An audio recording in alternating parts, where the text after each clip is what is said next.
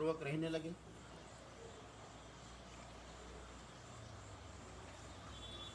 उन दिनों बड़े बड़े ऋषि महर्षि आकर वहाँ उनका सत्कार करते थे। पर्णशाला में सीता के साथ बैठे हुए महाभाऊ रामचंद्र जी चित्रा के साथ विराजमान चंद्रमा की भांति शोभा पा रहे थे। वो अपने लक्ष्मण के साथ वहाँ तरह तरह की बातें किया करते थे। उस समय जब श्री रामचंद्र जी लक्ष्मण के साथ बातचीत में लगे हुए थे, एक राक्षसी अकस्मात उन स्थान पर आ पहुंची। वह 10 मुख राक्षस रावण की बहन शूर्पणखा थी। उसने वहां आकर देवताओं के समान मनोहर रूप वाले श्री रामचंद्र जी को देखा। उनका मुख तेजस्वी, भुजाएं बड़ी बड़ी और नेत्र प्रफुल्ल कमल दल के समान विशाल एवं सुंदर थे। वे हाथी के समान मंद गति से चलते थे। उन्होंने मस्तक पर जटामंडल धारण कर रखा था। परम सुकुमार, महान बलशाली, राजोचित लक्षणों से युक्त नील कमल के समान श्याम कांति से सुशोभित, कामदेव के सदृश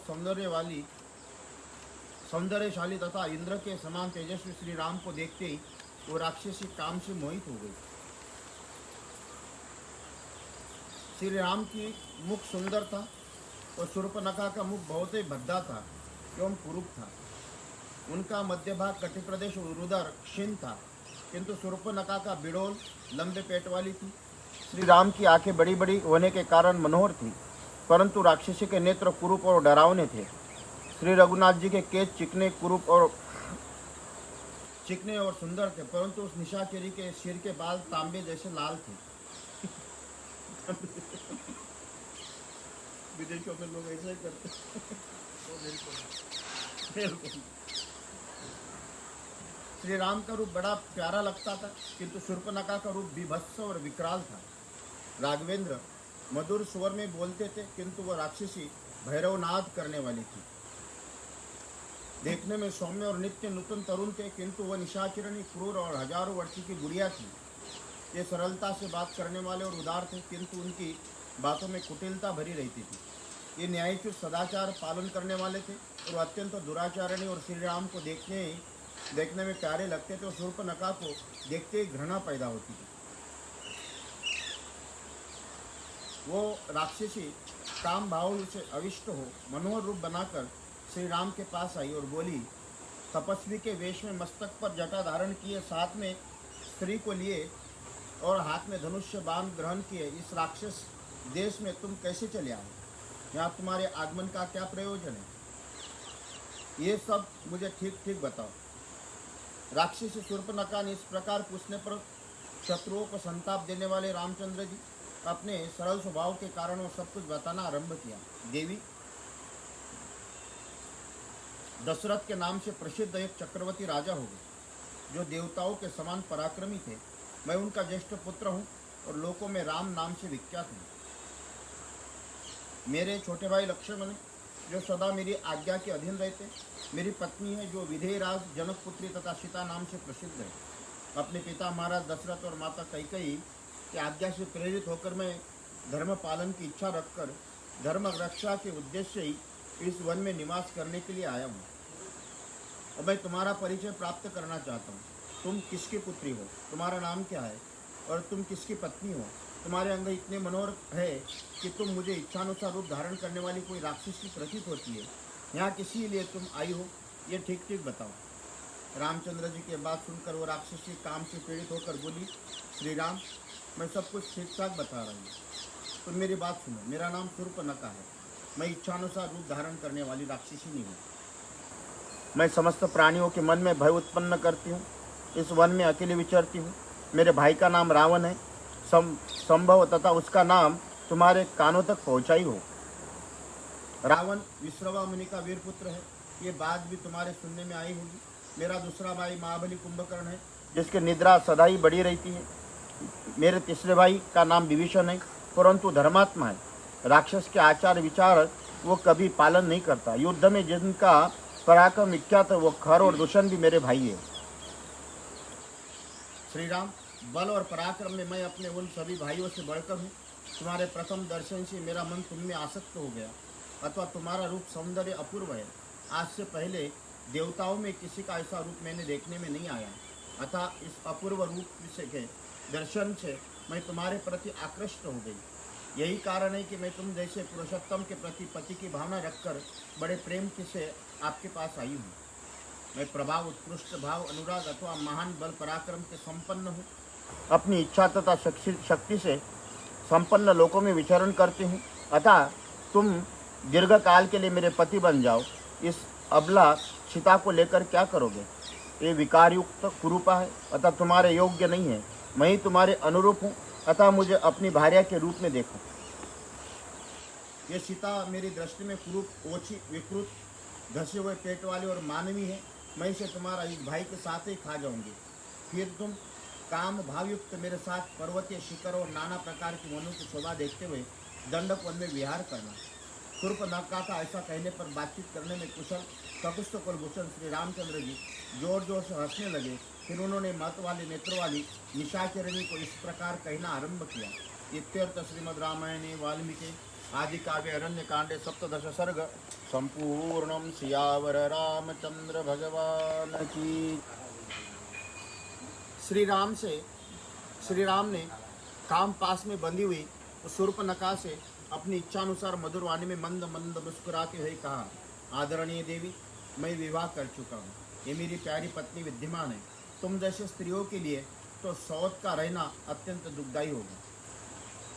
मैं मेरे छोटे भाई श्रीमान लक्ष्मण बड़े शीलवान, देखने में प्रिय लगने वाले, बल पराक्रम से संपन्न और इनके साथ स्त्री नहीं है। ये अपूर्ण गुणों से संपन्न है। ये तरुण तो है ही है, इनका रूप भी देखने में बड़ा मनोहर है। अतः यदि इन्हें भार्या की चाह होगी तो यही तुम्हारे इस सुंदर रूप के योग्य पति होंगे। विशाल लोचनी वरारोहे, जैसे सूर्य की प्रभा मेरु पर्वत का सेवन करती, उसी प्रकार तुम मेरे इन छोटे भाई लक्ष्मण को पति के रूप में अपना कर सौत के भय से रहित हो इनकी सेवा करो। श्री रामचंद्र जी का ऐसा कहने पर वो काम से मोहित कोई राक्षसी उन्हें छोड़कर मेरे साथ समुचे दंडका अरण्य में सुखपूर्वक विचरण कर सकोगे। उस राक्षस के ऐसा कहने पर बातचीत में निपुण सुमित्रा कुमार लक्ष्मण मुस्कुराकर सूप जैसे नख वाली उस निशाचरणी के यह युक्ति युक्त बात बोली। लाल कमल के समान गौर वर्णे वाली सुंदरी, मैं तो दास हूँ, अपने बड़े भाई भगवान श्री राम के अधीन हूँ। तुम मेरी स्त्री होकर दासी बनना क्यों चाहती हो?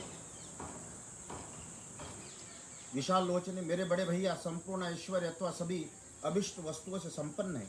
तुम उन्हीं को छोटी स्त्री हो जाओ, इससे तुम्हारे सभी मनोरथ सिद्ध हो जाएंगे। तुम सदा प्रसन्न रहोगी। तुम्हारा रूप रंग उनके योग्य निर्मल है। कुरूप, वची, विकृत, धसे हुए पेट वाली और वृद्धा भार्या को त्याग कर ये तुम्हें ही सादर प्रणाम करेंगे।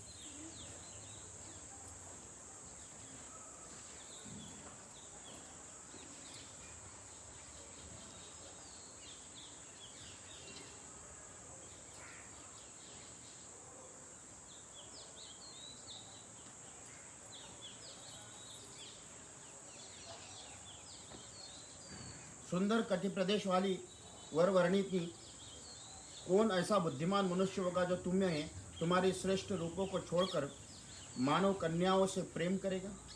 लक्ष्मण के इस प्रकार कहने पर परिहास को न समझने वाली उस लंबे पेट वाली विकराल राक्षसी ने उनकी बात को सच्ची माना।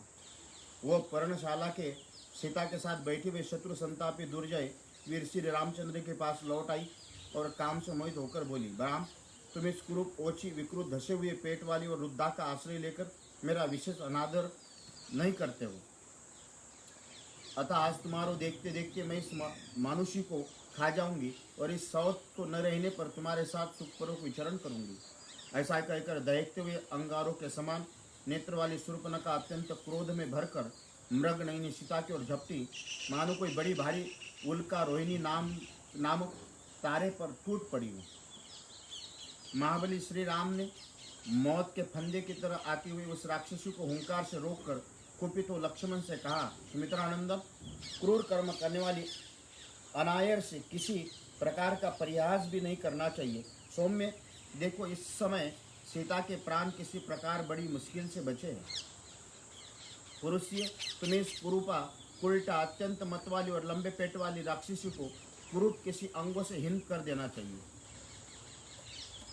श्री रामचंद्र जी का इस प्रकार आदेश देने पर क्रोध में भरे हुए महाबली लक्ष्मण ने उसको देखते ही देखते म्यान में से तलवार खींच ली और शूर्पणखा के नाक कान काट लिए।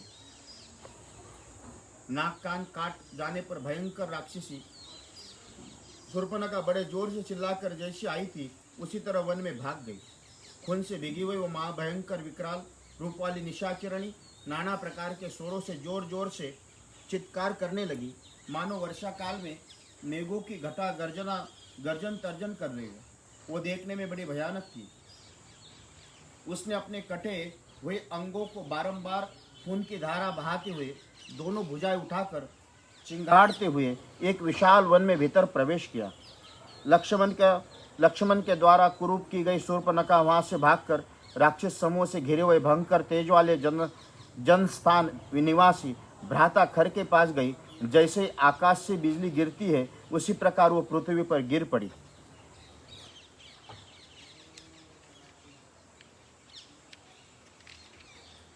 खर की वो बहन रक्त से नहीं नहा गई थी, भय तथा मोह से अचेत सी हो रही थी। उसके वन में सीता और लक्ष्मण के साथ श्री रामचंद्र जी के आने और अपने कुरूप किए जाने का सारा वृत्तांत खर से सुनाया। इत्यर्थ श्रीमद् रामायण वाल्मीकि आदि काव्य अरण्य कांड 18 सर्ग। और रक्त से भीगी हुई अवस्था में पृथ्वी पर पड़ी देख राक्षस खर क्रोध से जल उठा और इस प्रकार पूछने लगा, बहन उठो, अपना हाल बताओ, मूर्छा और घबराहट छोड़ो, साफ साफ कहो किसने तुम्हें इस रूपहीन बनाया? कौन अपने सामने आकर चुपचाप बैठे हुए निरपराध और विषैले काले सांप को अपने अंगुलियों के अग्रभाग से खेल खेल में पीड़ा दे रहा है? जिसने आज तुम पर आक्रमण करके तुम्हारे नाक कान काटे, उसे उच्च कोटि का विष पी लिया तथा अपने गले में काल का फंदा डाल लिया है, उसी में मोहवश इस बात को समझ नहीं आ रहा है। तुम तो स्वयं ही दूसरे प्राणियों के लिए यमराज के समान हो, बल पराक्रम से संपन्न हो, इच्छानुसार सर्वत्र विचरण और अपनी रुचि के अनुसार रूप धारण करने में समर्थ हो, फिर भी तुम्हें किसने इस दूर अवस्था में डाला है? जिसने दुखी देखकर तुम्हें दुखी होकर तुम्हें आई हो? देवता, गंधर्व, भूत तथा महात्मा ऋषियों में ऐसा कौन महान बलशाली है जिसने तुम्हें रूपहीन बना दिया? संसार में तो मैं किसी को ऐसा नहीं देखता जो मेरा अप्रिय कर सके। देवताओं में सहस्त्र नेत्रधारी पाक शासक इंद्र भी ऐसा साहस कर सके, ये मुझे यकीन नहीं दिखाई देता। जैसे हंस जल में मिले हुए दूध को पी लेता है, उसी प्रकार मैं आज इस प्राणांतकारी बाणों से तुम्हारे अपराधी के शरीर से उनके प्राण ले लूँगा। युद्ध में मेरे बाणों से जिसने मर्वस्थान छिन्न भिन्न हो गया हो तथा मेरे हाथों मारा गया है, ऐसे किस पुरुष के फेन सहित गरम गरम रक्त तथा पृथ्वी पीना चाहती है? रणभूमि में मेरे द्वारा मारे गए किस व्यक्ति के शरीर से मांस कुतर करके हर्ष से भरे हुए झुंड के झुंड पक्षी खाएंगे? इसमें मैं महासमरस में खींच लूँ, उस दिन अपराधी को देवता, गंधर्व, पिशाच और राक्षस भी नहीं बचा सकते। धीरे धीरे होश में आकर तुम मुझे उसका नाम बताओ, जिस उदंड ने वन में तुम पर बलपूर्वक आक्रमण करके तुम्हें परास्त किया। भाई का विशेष क्रोध भरे हुए भाई खर का ये वचन सुनकर शूर्पणखा नेत्रों से आंसू बहती हुई इस प्रकार बोली, भैया, वन में 2 तरुण पुरुष आए जो देखने में बड़े सुकुमार, रूपवान, महान बलवान हैं। उन दोनों के बड़े बड़े नेत्र ऐसे जान पड़ते मानो खिले हुए कमल हो। दोनों ही वल्कल वस्त्र और मृग चर्म पहने हुए हैं। फल और मूल ही उनका भोजन है। वे जितेंद्रिय, तपस्वी, ब्रह्मचारी, दोनों ही राजा दशरथ के पुत्र और आपस में भाई भाई है। उनका नाम राम और लक्ष्मण है। वे 2 गंधर्व राज के समान जान पड़ते, राजोचित लक्षणों से संपन्न है। दोनों भाई देवता अथवा दानव, ये मैं अनुमान से भी नहीं जान सकती है। उन दोनों के बीच में एक तरुण अवस्था वाली रूपवती स्त्री भी वहाँ देखी है, जिसके शरीर का मध्य भाग बड़ा ही सुंदर और सब प्रकार के आभूषणों से विभूषित है। उस स्त्री का ही कारण दोनों मिलकर मेरी एक अनाथ और उल्टा स्त्री के भांति ऐसी दुर्गति की। मैं युद्ध में उस कुटिल आचार वाली स्त्री के और दोनों राजकुमारों को मारे जाने पर उनका फेन सहित रक्त पीना चाहती हूँ। रणभूमि में उस स्त्री का और उस पुरुषों का भी रक्त मैं पी सकूँ, ये मेरी पहली और प्रमुख इच्छा है, जो तुम्हारे द्वारा पूर्ण की जाना चाहिए। शूर्पणखा का ऐसे कहने पर खर ने कुपित होकर अत्यंत बलवान 14 राक्षसों को यमराज के समान भयंकर करके वो आदेश दे दिया। वीर इस भयंकर दंडकारण्य में भीतर चीर और काला मृग चर्म धारण किए 2 शस्त्रधारी मनुष्य एक युवती स्त्री के साथ घुस आए। तुम लोग वहाँ जाकर पहले उन दोनों पुरुषों को मार डालो, फिर दुराचारिणी स्त्री को भी प्राण ले आओ। ये मेरी बहन तीनों का रक्त पिएगी। राक्षसों, मेरी इस बहन का ये प्रिय मनोरथ है। तुम वहाँ जाकर अपने प्रभाव से उन दोनों मनुष्यों को मार गिराओ और बहन के इस मनोरथ को शीघ्र पूरा करो। रणभूमि में इन दोनों भाइयों को तुम्हारे द्वारा मारा गया देख हर्ष से खिल उठेंगे और आनंद मग्न होकर युद्ध स्थल में उनका रक्तपान करेंगे। खर की ऐसी आज्ञा पाकर 14 राक्षस हवा से उड़ते हुए बादलों के समान विवश हो शूर्पणखा के साथ पंचवटी गए। इत्यर्थ श्रीमद् रामायणे वाल्मीकि आदि काव्ये अरण्य कांडे 19 सर्ग संपूर्ण। सियावर। शूर्पणखा श्री रामचंद्र जी के आश्रम पर आई। उसने सीता सहित उन दोनों भाइयों का उन राक्षसों का परिचय दिया। राक्षसों ने देखा महाबली श्री राम सीता के साथ पर्णशाला में बैठे हैं और लक्ष्मण भी उनकी सेवा में उपस्थित है।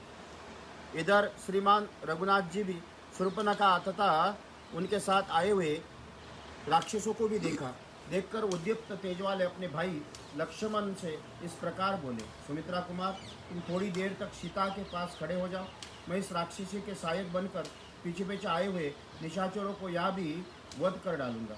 अपने स्वरूप को समझाने वाले श्री रामचंद्र जी की यह बात सुनकर लक्ष्मण ने इनकी आज्ञा शिरोधार्य की।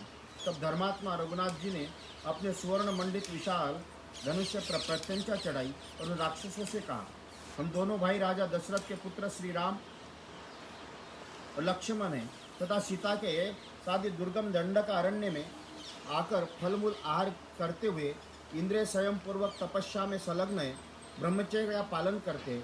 इस प्रकार दंडक वन में निवास करने वाले हम दोनों भाइयों की तुम किस लिए हिंसा करना चाहते हो? देखो, तुम सब के सब पापात्मा तथा ऋषियों का अपराध करने वाले हो। उन ऋषियों मुनियों को आज्ञा से ही मैं धनुष्य बाण लेकर महासमर से तुम्हारा वध करने के लिए यहाँ आया हूँ। निशाचरों को, यदि तुम्हें युद्ध में संतोष प्राप्त होता हो तो यहाँ खड़े ही रहो, भाग मत जाना। यदि तुम प्राणों का लोभ हो तो लौट जाओ, एक क्षण के लिए भी यहाँ न रुको। श्री राम की बात सुनकर 14 राक्षस अत्यंत कुपित होते। ब्राह्मणों की हत्या करने वाले वो घोर निशाचर हाथ में शूल लिए क्रोध से लाल आंखें कठोर वाणी से हर्ष और उत्साह के साथ स्वभावता लाल नेत्र वाले मधुरभाषी श्री राम ने जिनका पराक्रम वो देख चुके थे वही बोले, अरे तूने हमारे स्वामी महाकाय खर को क्रोध दिलाया। हम लोग हाथ में युद्ध में मारा जाकर तू स्वयं ही तत्काल अपने प्राणों से हाथ धो बैठेगा। हम बहुत से है, तू अकेला है, तेरी क्या शक्ति है? तू हमारे सामने रणभूमि में खड़ा भी न हो सके, फिर युद्ध करने तो दूर की बात है। हमारी भुजाओं द्वारा छोड़े गए इन पैदों, शूलों और पट्टिकाशों मार खाकर तो अपने हाथ में दबाए हुए इस धनुष्य को बल पराक्रम के अभिमान के साथ तथा अपने प्राणों को भी एक साथ ही त्याग देगा। ऐसा कहकर क्रोध से भरे हुए 14 राक्षस तरह तरह के आयुध तलवारें ले श्री राम पर ही टूट पड़े। उन राक्षसों का दुर्जय वीर राघवेंद्र विशूल चलाए हुए ककुस्तकुल भूषण श्री रामचंद्र जी उन समस्त 14 शूलों को उतने ही स्वर्ण भूषित बाणों द्वारा काट डाला। तत्पश्चात महातेजस्वी रघुनाथ जी ने अत्यंत कुपित हो शान पर चढ़कर तेज किए हुए सूर्यतुल्य तेजस्वी 14 नारद हाथ में लिए, फिर धनुष्य लेकर उन पर बाणों को रखा। कान तक खींचकर राक्षसों को लक्ष्य कर छोड़ ही दिया, मानो इंद्र ने वज्रों का प्रहार किया हो। वे बाण बड़े वेग से उन राक्षसों को छाती छेद कर रुधिर से डूबे हुए निकले और बॉबी से बाहर निकले हुए सर्पों की भांति तत्काल पृथ्वी पर गिर पड़े। उन नारा चोट से हृदय विदीर्ण हो जाने के कारण वो राक्षस जड़ से कटे हुए वृक्ष की भांति धराशयी हो गए और सब के सब खून से नहा गए थे। उनके शरीर विकृत हो गया था। उन अवस्था में उनके प्राण फफिर उड़ गए थे। उन सबको पृथ्वी पर पड़ा देख वो राक्षसी क्रोध से मूर्छित हो गई और खर के पास जाकर पुनः आर्त भाव से गिर पड़ी। उसके कटे हुए कान और नाकों का खून सूख गया, इसीलिए गोंद युक्त लता के समान प्रतीत होती थी। भाई के निकट शोक से पीड़ित हुई शूर्पणखा अपने जोर से आर्तनाद करने और फुट फुट कर रोने आंसू बहाने लगी। उस समय उनके मुख की कांति फीकी पड़ गई थी। रणभूमि में उन राक्षसों को मारा गया देख खर की बहन शूर्पणखा वहां से भागी हुई आई। उसने उन समस्त राक्षसों के वध का सारा समाचार भाई से कही सुनाया। इत्यर्थ श्रीमद् रामायण वाल्मीकि आदि काव्य अरण्य कांडे विंश सर्ग संपूर्ण ले आई उस बहन से खर ने क्रोधपूर्वक पूछा। स्पष्ट वाणी में फिर कहा, बहन, मैंने तुम्हारा प्रिय करने के लिए उस समय बहुत से सूर्य और मांसाहारी राक्षसों को जाने की आज्ञा दी थी। अब फिर तू किस लिए रो रही हो? मैंने जिन राक्षसों को भेजा था वो मेरे भक्त, मुझसे अनुराग रखने वाले और सदा मेरा हित चाहने वाले हैं। वो किसी के मारने पर भी मर नहीं सकते। उनके द्वारा मेरी आज्ञा का पालन न हो ये भी संभव नहीं। फिर ऐसा कौन सा कारण उपस्थित हो गया जिसके लिए तुम हा नाक पुकार मचा रही, सांप की तरह धरती पर लौट रही? मैं उसे सुनना चाहता हूँ। मेरे जैसे संरक्षक रहते हुए तुम अनाथ की तरह विलाप क्यों करती हो? उठो, इस तरह लौटो मत, घबराओ, घबराहट छोड़ दो। खर के इस प्रकार सांत्वना देने पर दुर्धर्ष राक्षस अपने आंसू भरे नेत्रों से पहुंचकर भाई खर से बोली, भैया, मैं इस समय फिर तुम्हारे पास क्यों आई हूँ ये बताती हूँ।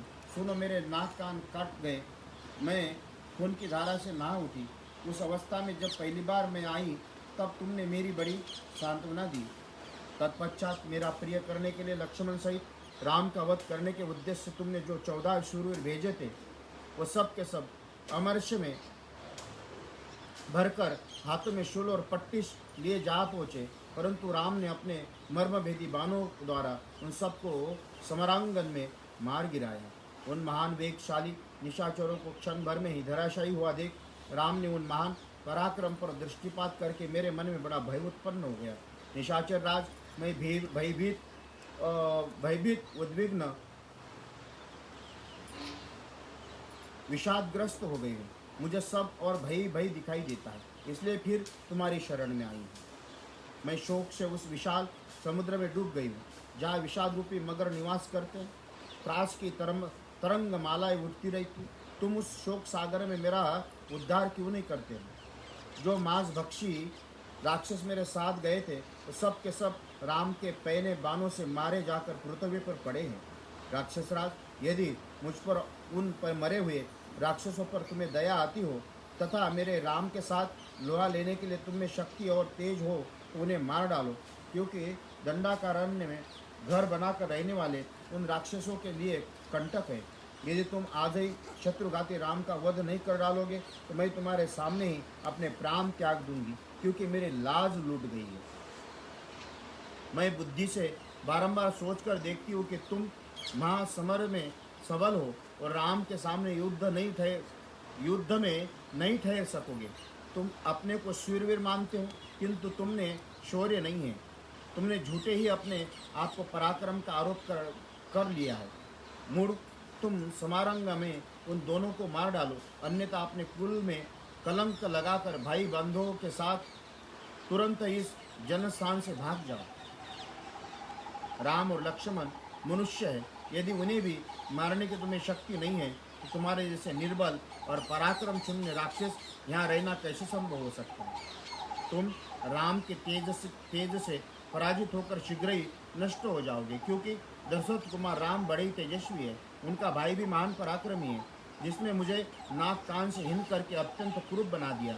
इस प्रकार बहुत विलाप करके गुफा में समान गहरे पेट वाली वो राक्षसी शोक से आतुर हो अपने भाई के पास मूर्छित सी हो गई और अत्यंत दुखी हो दोनों हाथों से पीटती हुई फूट फूट कर रोने लगी। इत्यर्थ श्रीमद् रामायणे वाल्मीकि आदि काव्ये अरण्य कांडे 21 सर्ग।